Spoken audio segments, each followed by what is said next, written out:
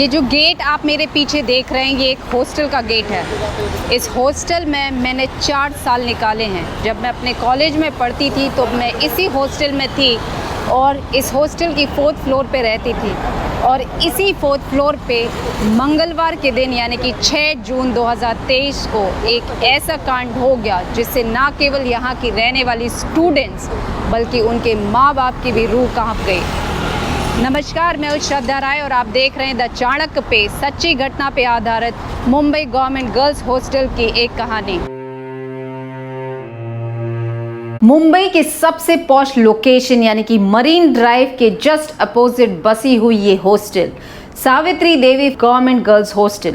इस हॉस्टल में देश भर से लड़कियां जो कि मुंबई की कॉलेजेस में एडमिशन लेती हैं, उनमें से 400 से 450 लड़कियों को यहां पे रहने की सुविधा है। इस पूरी हॉस्टल में 5 फ्लोर्स हैं। ग्राउंड फ्लोर पे एक साइड में सिक्योरिटी का ऑफिस है। यहाँ पे वॉचमैन बैठते हैं और रजिस्टर मेंटेन करते हैं, यानी कि कोई भी इन और आउट होता है तो सारी एंट्री रजिस्टर में मेंटेन की जाती है।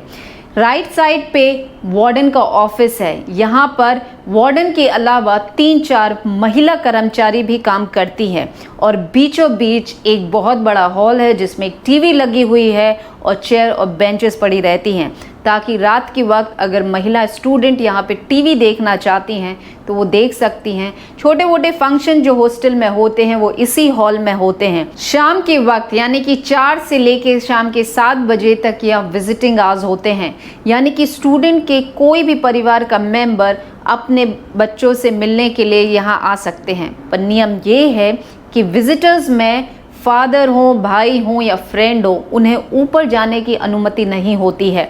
यहीं पर बैठ के उन्हें अपने परिवार के लोगों से बातचीत करनी होती है। पर अगर माँ है, बहन है, फ्रेंड है तो उन्हें ऊपर जाने की परमिशन, रूम तक जाने की परमिशन मिल जाती है। और समय समाप्त होने के बाद यानी कि 7 बजे के बाद चाहे वो महिला हो या पुरुष हो, सबको एग्जिट लेनी पड़ती हैं। यहाँ तक कि कैंपस के बाहर भी खड़े होकर बातचीत करने की परमिशन नहीं मिलती है। हर फ्लोर पे 50 कमरे और हर रूम में 2 लड़कियां रहती हैं और जो रूम छोटे होते हैं उसमें 1 लड़की रहती है और जो रूम बड़े होते हैं डॉर्मेट्री स्टाइल में होती हैं उसमें 2 से ज़्यादा यानी कि 3 या 4 लड़कियाँ भी रहती हैं। इस तरीके से पूरे हॉस्टल का नंबर यानी कि जितनी स्टूडेंट्स यहाँ रह सकती हैं वो लगभग 400 से 450 रहती हैं। वार्डन भी इसी हॉस्टल में रहती हैं और सफाई कर्मचारी और कपड़े धोने वाले कर्मचारी भी महिला ही हैं। स्टूडेंट को जब भी नाइट आउट के लिए जाना होता है, भली वो हॉस्टल से बाहर अपने फ्रेंड के यहाँ, रिलेटिव के यहाँ या अपने घर जाते हैं, तो एग्जिट और एंट्री दोनों ही रजिस्टर में मेंटेन की जाती है। रात के वक्त पुलिस पेट्रोलिंग भी करती है, इसीलिए सारी सुख सुविधा के अलावा सिक्योरिटी का पूरा ध्यान दिया जाता है।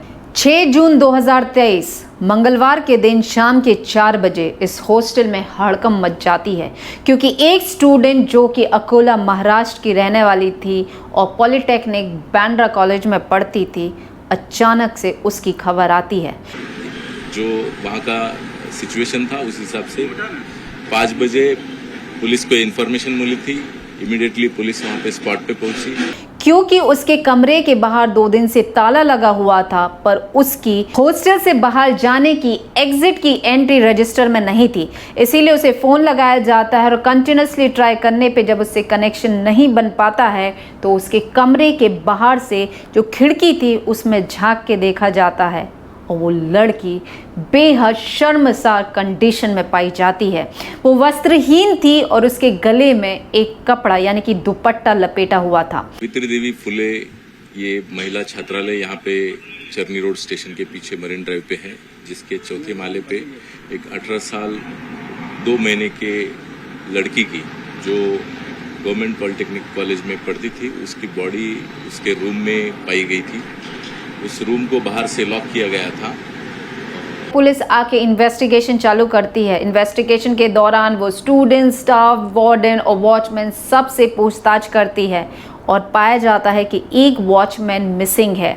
जब सीसीटीवी कैमरास के फुटेज देखे जाते हैं तो उसकी एग्जिट सुबह 5 बजे की थी। वॉचमैन का नाम प्रकाश कनौजिया और इसकी उम्र 33 वर्ष, शादीशुदा, और इसको इस हॉस्टल में नौकरी इसके पिताजी की बदौलत मिली, क्योंकि इसके पिताजी इस हॉस्टल में लगभग 20 साल से काम कर रहे थे और उनके रिटायरमेंट के बाद प्रकाश को ये नौकरी मिलती है जिसको वो लगभग 15 साल से कर रहा था। पूरी हॉस्टल को खाली करवा दिया गया और हॉस्टल के बाहर पुलिस तैनात हो जाती है और प्रकाश कनौजिया की तलाश में लग जाती है। हॉस्टल के जस्ट पीछे ही चरनी रोड लोकल स्टेशन है और नज़दीक में एक सरकारी हॉस्पिटल है, जीटी हॉस्पिटल।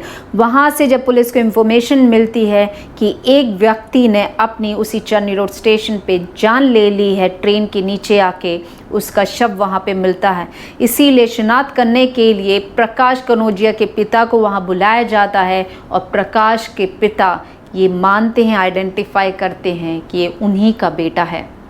कुछ मीडिया रिपोर्ट के अनुसार ये माना जा रहा है कि वॉचमैन प्रकाश ने ही सुबह सुबह के वक्त स्टूडेंट के रूम में जाके पहले उसके साथ गंदा काम किया और फिर दुपट्टे से उसकी जान ले ली और बाद में सुबह 5 बजे के बाद वो हॉस्टल से बाहर जाता है और पीछे के रेलवे स्टेशन पे अपनी खुद की जान ले लेता है। पर गंभीर बात तो ये भी है कि प्रकाश कनौजिया जो कि 15 साल से इस हॉस्टल में काम कर रहा था, अचानक से उसमें इतनी डेयरिंग कैसे आ गई कि वो सुबह सुबह के वक्त हॉस्टल के 4th फ्लोर पे जाता है, ये जानते हुए भी कि हॉस्टल में सीसीटीवी कैमरास लगे हुए हैं, उसके साथ गंदा काम करता है, उसकी जान ले लेता है और फिर बाहर निकल के रेलवे स्टेशन पे जाके अपनी जान दे देता है। इस हॉस्टल में मैंने 4 साल बिताए थे और बहुत ही खूबसूरत यादें इससे जुड़ी हुई हैं।